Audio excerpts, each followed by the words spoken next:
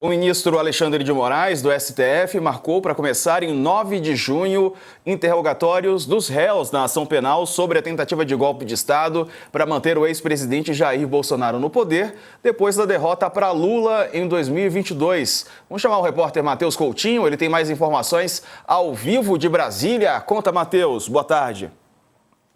Boa tarde, Diego. Boa tarde, Sakamoto. Pois é, foi ao final da audiência de hoje, né? Tivemos a última testemunha depor hoje. Ao final da audiência, o Moraes já marcou os interrogatórios dos réus dessa ação que a gente tem que lembrar, né? É a ação que justamente envolve o ex-presidente Jair Bolsonaro e aqueles principais aliados dele, né? A antiga cúpula assim, do governo dele, né? Que é o Augusto Heleno, o Braga Neto, o Paulo Sérgio Nogueira, que eram todos ministros do governo Bolsonaro e mais alguns outros réus. E lembrando, né, que agora esse interrogatório dos réus vai ser presencial. Deixou muito claro as regras, como é que deve ser o procedimento. Então, a semana que vem teremos toda a antiga cúpula do governo Bolsonaro, né, alguns dos principais integrantes da antiga cúpula do governo Bolsonaro, aqui presencialmente na sala de audiências do STF, sentados no banco dos réus pela primeira vez por tentativa de golpe. Mais conosco, boa tarde, Sakamoto, para você também. E esses depoimentos dos réus. Bolsonaro vai finalmente falar agora na cadeira ali na frente do ministro Alexandre de Moraes. Boa tarde. Boa tarde, Diego. Boa tarde, Matheus. Boa tarde para todo mundo que nos acompanha aqui no All News da Tarde. Essa primeira fase de depoimentos, né, das testemunhas apontadas pelos réus foi água de salsicha, água com açúcar. Tipo, tirando, é claro, aquele entrevero que ocorreu entre o ex-ministro Aldo Rebelo e o ministro Alexandre de Moraes, né? O resto, e também não foi o fim dos tempos, né? O resto foi super tranquilo, né? Foram testemunhas tentando atestar o caráter dos envolvidos, assim, ou seja, não contribuíram em nada, até porque nenhuma delas falou, eu estava lá numa reunião naquele dia, não aconteceu isso, não aconteceu aquilo.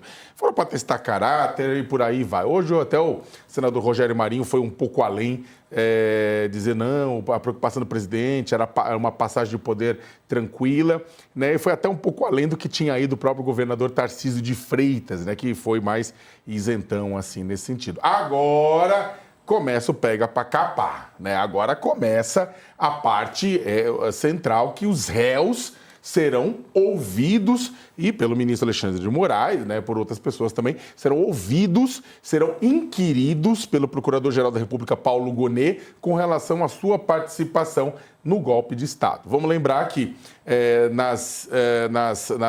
nos testemunhos, do testemunho do Lula, quando era réu da Lava Jato, saía faísca entre ele e Sérgio Moro, né?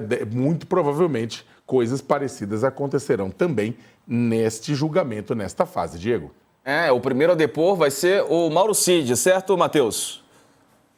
Exato. Como o Moraes explicou agora no fim da audiência, né? Começa pelo delator, e todos podem fazer perguntas a ele, então, né, como o próprio nome diz, é um interrogatório, que vai todo mundo poder participar, todos os advogados das defesas, o Ministério Público Federal, né, o Procurador-Geral da República, e o próprio Moraes vai poder indagar ele sobre diversos pontos, e como são réus, né, assim, ó, o Cid tem obrigação de colaborar por conta do acordo dele, mas aí, depois do Cid, vem em ordem alfabética os demais réus, e nessa ordem alfabética o Bolsonaro deve acabar ficando lá para sexto.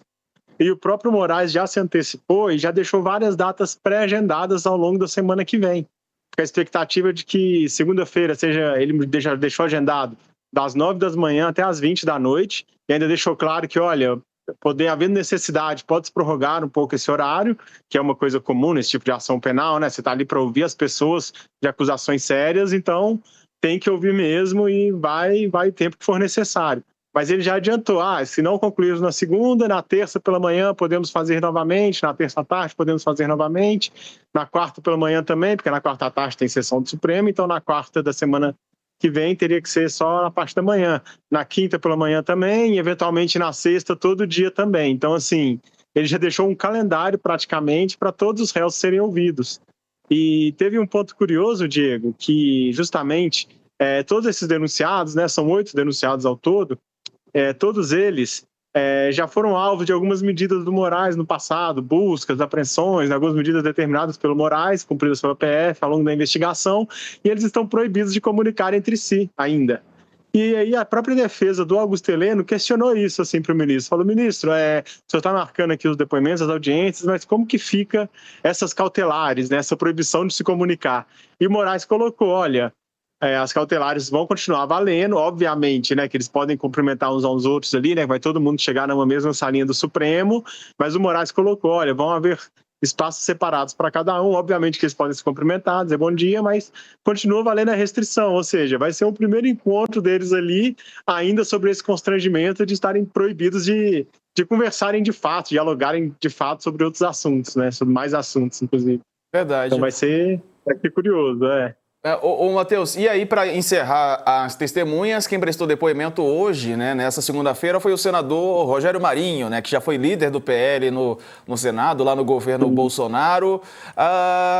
Me parece que ele não falou nada assim de tão que some, né, para essa ação penal, né? Pois é, ele manteve um pouco o tom do que tem sido as outras testemunhas de defesa, né? Ele veio naquela linha de que, me encontrei com o presidente, me encontrei com o Braga Neto, ali após o segundo turno, havia uma preocupação do presidente, né, que ele falou até com a incivilidade, com o risco de se ter bloqueios, dele ser taxado com a peste, a gente está querendo prejudicar a economia, não falou nada de golpe, não teve nada de medidas excepcionais. Na versão do Marinho, né, ele colocou que naquele período o próprio Bolsonaro nomeou o Ciro Nogueira para fazer a transição, e foram conversas sempre também, ele comentou, né, que os assuntos que ele priorizava com o Bolsonaro nesses encontros, né, após esse segundo turno, após essa derrota, esse certo luto que eles viveram, né, que eles ficaram bem impactados pela derrota, é que eles começaram a conversar já sobre a eleição para a presidência do Congresso, que haveria no ano seguinte, e também havia uma preocupação com o futuro do PL, a organização do PL, né? Que a gente tem que lembrar que o PL, com a chegada do Bolsonaro, ele conseguiu eleger uma bancada muito grande, né? Conseguiu crescer muito, ganhou muito corpo, e segundo o Rogério Marinho, tinha essa preocupação tanto do Bolsonaro quanto do Braga Neto ali, que depois acabou entrando no PL também com um cargo mais de articulador ali, de organizar o partido.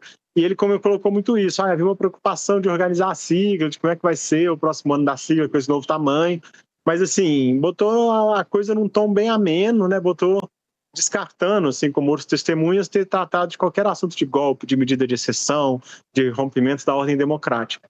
Perfeito. Matheus Coutinho, ao vivo de Brasília. Matheus, obrigado pelas informações, boa semana para você. Obrigado, boa semana, gente, até mais. Até. Tchau. Sakamoto, Rogério Marinho, mais uma dessas testemunhas que chega ali, né, e fala que, comigo não foi falado de golpe. Não, é aquilo que a gente estava comentando na minha primeira intervenção, né, Diego? Essas testemunhas, né, que foram convocadas pelos réus, eles tinham o principal objetivo de tentar endossar o caráter das testemunhas, né, que teriam um caráter ilibado, que nunca viram nada, que não... É claro, se não viram nada, é que tem duas opções, ou estão mentindo, ou não participaram do círculo mais restrito da tentativa de golpe, né?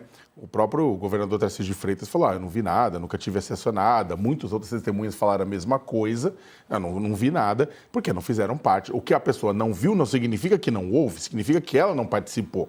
Mas todas essas testemunhas, de uma forma ou de outra, tentaram atestar que os réus, as pessoas que as convocaram, eram pessoas honestas, decentes, né? E aqui eu acho que vale até a pena a gente fazer, né, retomada. Acho que o professor Davi Tangerino, outras pessoas comentaram aqui, né, no All News, né, que a gente precisa parar de fazer As pessoas acham que pessoas boas não cometem crimes. A pessoa é boa, eu gosto dela, não comete crimes. Não, pessoas boas podem cometer crimes. Pessoas que nunca cometeram crimes podem cometer crimes, inclusive de golpe de Estado. Né? Da mesma forma, pessoas ruins podem não ter cometido um crime. Né? Então, ou seja, atestar pura e simplesmente que uma pessoa é jóia, é legal, ela não ajuda muito. Ou seja, a partir de agora é que o negócio vai comer. E como você falou, Diego, começando com quem? Com Mauro Cid. Por quê? Porque ele vai ser o primeiro a falar, as defesas vão ter o direito, né, de arguí-lo, de questioná-lo. Afinal de contas, ele destampou, né, muitas coisas que depois foram comprovadas por documentos pela Polícia Federal, mas ele destampou muita coisa, trouxe muita coisa, então todo mundo vai ter o direito de questioná-lo. As outras defesas vão ter o direito de questioná-lo, ou seja, vai ser um dia ou mais de um dia, né? Vamos saber quanto tempo vai durar isso, né? bastante difícil para Mauro Cid, Diego. E o próprio ex-presidente Bolsonaro vai ser ouvido já aí na condição de réu, né, Sakamoto, pelo ministro Moraes. Vai ser um encontro entre os dois para falar sobre essa tentativa de golpe. Sim, agora o ex-presidente Jair Bolsonaro vai falar com Alexandre de Moraes para, né, já na condição de réu, né, para poder se justificar de que ele não estava envolvido, que ele não era o cabeça da tentativa de golpe de Estado, da dissolução violenta do Estado Democrático de Direito, de organização criminosa, dano a patrimônio e os outros crimes contra a qual ele vai ter que responder. Também vai ser interessante, é por isso que eu levantei aquela comparação, né, da discussão entre Sérgio Moro e Lula lá na Vara Federal de Curitiba, né, no meio do âmbito da Lava Jato, né? Não houve pega para capar, mas foi muitas vezes um embate duro, né? Tinha procuradores da República, da Força Tarefa, Sérgio Moro, o Lula, o advogado dele, que hoje é o ministro do Supremo Tribunal Federal, Cristiano Zanin, né? E fazendo essa disputa, essa arguição. Vamos ver como Jair Bolsonaro responde, quantas perguntas ele vai querer ficar em silêncio, qual que vai ser a tentativa dele de fugir aqui ou ali, se ele vai responder tudo, se ele vai ser sincero. Na minha avaliação, se ele for sincero, ele vai acabar admitindo o golpe de Estado, é claro. Então, como ele não vai admitir o golpe de Estado, o objetivo dele é tentar mostrar que ele não tinha nada a ver com isso, que ele não tinha nenhuma relação com nada disso, que ele estava fora. O problema, Diego, eu termino com isso. O presidente Jair Bolsonaro tem um histórico de, no sentido de tentar se salvar, ele entrega muitas vezes aliados aos leões. Ele vai abandonando aliado no meio do caminho ou entregando aos leões. O instinto de autossobrevivência de Bolsonaro é uma coisa que merece todos os nossos aplausos, porque é muito forte. Então, a questão em meio ao depoimento, em meio a esse momento, na tentativa de se salvar, ele vai jogar a batata quente no colo de militares, dizendo que isso foi uma coisa dos militares que estavam em volta dele, que foi disso, que foi daquilo outro, ou ele vai simplesmente negar e chamar para si? Chamar para si eu acho muito difícil. Então, ele pode, é claro, acabar jogando pessoas aos leões para poder se salvar no meio disso. Digo, até porque, repito, eu não acho que ele vai assumir o que de fato aconteceu, que foi uma tentativa de golpe de Estado. Dificilmente assume qualquer coisa. Imagina essa que pode trazer consequências ainda mais graves.